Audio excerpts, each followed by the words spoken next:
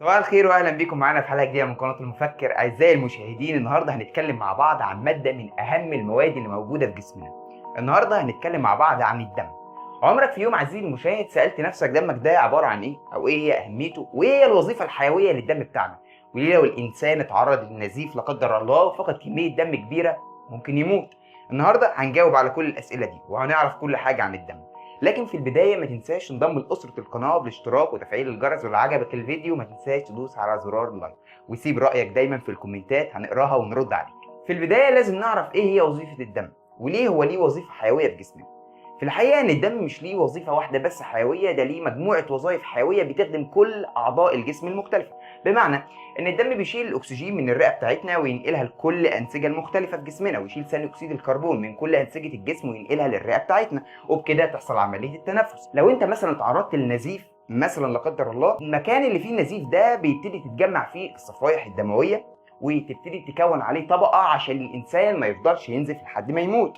ده موجود في الدم بتاعنا. الدم بيحافظ على درجات الحرارة بتاعتنا في درجات حرارة طبيعية، بمعنى انك ممكن مثلا في البلاد البرد يكون درجة الحرارة -10، واماكن تانية اللي هي حارة جدا يكون درجة الحرارة فيها مثلا 50. احنا جسمنا بيفضل في درجات حرارة طبيعية بتاعته. كمان عزيزي المشاهد ليه وظيفة حيوية في الجهاز المناعي، اللي يعتبر خط الدفاع الاول في الدفاع عن جسمنا. هو اللي بيشيل الاجسام المضاده ويبتدي ينقلها للاماكن اللي بيحصل فيها الغزو مثلا من الميكرو اورجانيزم اللي بتحاول انها تخش جسمنا، من بقى ميكروبات بقى، من بكتيريا، فيروسات، فنجاي، الحاجات اللي هي الفطريات اللي بتحاول تخش الجسم بتاعنا. الجهاز المناعي هو اللي بيحارب الحاجات دي وبيمنعها، وده بيكون عن طريق الدم بتاعك. الاماكن اللي بتتعرض مثلا لعدوى بتلاقي فيها حصل التهاب وتجمع كميه كبيره من الخلايا المناعيه في المكان ده، الدم هو اللي بينقلها. يعتبر الدم كده ليه وظيفه حيويه في التنفس، في المناعه، في انه يمنع ان الانسان يفضل ينزف لحد ما يموت، في انه يحافظ على درجه حراره جسمك في درجات حراره طبيعيه. يعني في كوليكشن من الوظائف يعتبر حيوي، وحاجات تانية كتير طبعا. خلينا نبتدي نتعرف في البدايه على مكونات الدم بتاعنا. دمك عزيزي المشاهد بيتكون من 4 مكونات اساسيه، من بلازما، من صفائح دمويه، من كرات دم حمراء، من كرات دم بيضاء. في البدايه اول حاجه هي البلازما، ودي تعتبر الماده السائله اللي في دمنا، وبتمثل 55% من حجم الدم كله. دي بقى الماده اللي بتشيل كل مكونات الدم، من ميه، من املاح معدنيه، من بروتينات، من سكريات، من دهون، وكمان شويه مواد كيميائيه كده بنقول عليها هرمونات، ودي بتتحكم في وظائف الجسم على الجهاز العصبي. كل الحاجات دي اللي بيشيلها البلازما. البلازما هي اللي بتشيل كل المكونات بتاعه الدم، كرات دم حمراء، كرات دم بيضاء، صفائح دمويه، هي اللي بتشيل كل المكونات دي وتنقلها للاماكن بتاعتها وتبتدي توزعها للجسم كله. كل ده بيمشي في البلازما. عشان كده عايزين نقول بقى ان البلازما دي بتحافظ على توازن كل السوائل اللي موجوده في جسمنا كبشر. تاني مكون من مكونات الدم هو كرات الدم الحمراء، وصحصح معايا قوي قوي قوي في الحته دي، لان كرات الدم الحمراء الريد بلاد سيل بتاعتنا تعتبر بتمثل من 40 ل 45% من حجم الدم بتاعنا، وليها وظيفه حيويه في جسمنا كبشر. هي اللي بتشيل الاكسجين من الرئه وتوصله لكل خلايا الجسم، وده لان فيها بروتين اسمه الهيموجلوبين. البروتين ده هو اللي بيشيل الاكسجين ويوصله لخلايا جسمك.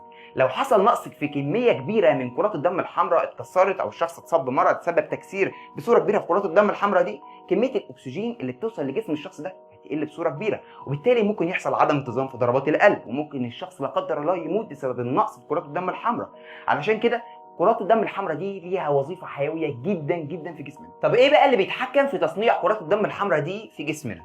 في هرمون بيطلع من الكلى بتاعتنا. ايوه عزيزي المشاهد، زي ما سمعتني، من الكلى بتتحكم في كرات الدم الحمراء. بيطلع هرمون اسمه الاريثروبويتين. الهرمون ده بيطلع من الكلى ويسبب نضج لكرات الدم الحمراء في نخاع العظام بتاعنا.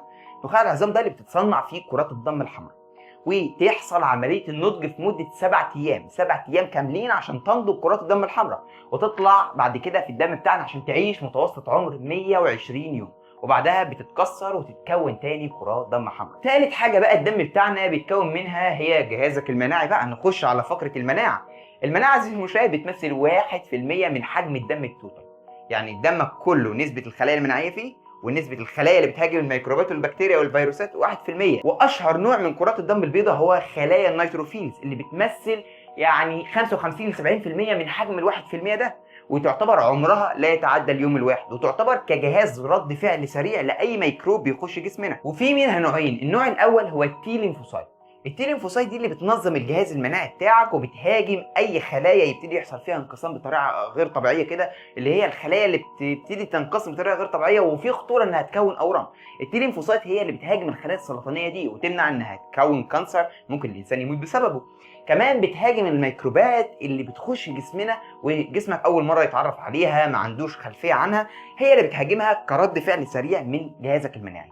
النوع الثاني بقى هو البي ليمفوسايت، ودي اللي بتهاجم الخلايا والميكروبات يعني اللي جسمك اتعرض لها قبل كده، بمعنى ان جسمك اتعرض لميكروب معين وكون اجسام مضاده ضده، فلما يتعرض له تاني تبتدي تطلع خلايا البي ليمفوسايت دي وتهاجمه قبل حتى ما تظهر اعراض على الشخص المرض نفسه. مثلا كتير مننا جات له انفلونزا، او يعني كلنا اكيد جالنا انفلونزا في فتره من حياتنا. ممكن تتعرض للانفلونزا دي تاني بس ما تظهرش عليك اعراض وجهازك المناعي يهزمها من غير ما تظهر عليك اعراض او تحس حتى ان انت اتصبت بالمرض، وده لان في الخلايا المناعيه الذاكره طلعت الاجسام المضاده اللي بتقتل النوع ده من الميكروبات وما تخلتش حتى اعراض العدوى تظهر عليك. وكمان زي ما قلت لك كده عزيزي المشاهد، الخلايا دي عمرها لا يتعدى اليوم الواحد، يعني نسبتها قليله جدا ولا تتعدى 1% من حجم الجسم كله، الا انها بتقدر تحمي كل خلايا الجسم المختلفه. اخر حاجه هي الصفائح الدمويه. الصفائح الدمويه دي اللي لو حصل قطع في الشعيرات الدمويه هي اللي بتتجمع وتبتدي تعمل طبقه تمنع ان الشخص يفضل ينزف لحد ما يموت. ليها وظيفه حيويه صح؟ انا عارف، بس خلي بالك برضو ان نفس الصفائح الدمويه دي لو علت قوي ممكن تزود عوامل التجلط وممكن تسبب جلطات. مهم جدا انها تفضل في المستوى الطبيعي بتاعها. ليها وظيفة حيوية في المستوى الطبيعي، بس لو زادت تكون خطر على حياة الإنسان. في النهاية بقى هنجاوب سؤال سألناه في البداية: إزاي الدم بيحافظ على درجة حرارة جسمنا في درجة حرارة طبيعية؟ بمعنى إن درجة الحرارة لو عالية قوي أو واطية قوي إحنا جسمنا بيفضل في درجة حرارة طبيعية. ده بسبب إن الدم بيحافظ على درجة حرارة موحدة لكل جسمنا، ويبتدي يطلع الحرارة عن طريق الرئة، عن طريق التبخر، أو عن طريق الجلد بتاعك، عن طريق عملية العرق والتبخر اللي بيحصل، فالحرارة تبتدي تطلع من جسمنا ويبتدي منطقة تحت المهاد في مخنا هي اللي تحافظ على درجة حرارة جسمنا في مستوى طبيعي. في النهاية احترامي ليكم واحترامي للمرضى في كل مكان، أتمنى الفيديو يعجبكم وما تنسوش تدعموني بالاشتراك واللايك عشان نستمر ونقدر نقدم المحتوى ده، وشكرا لكم.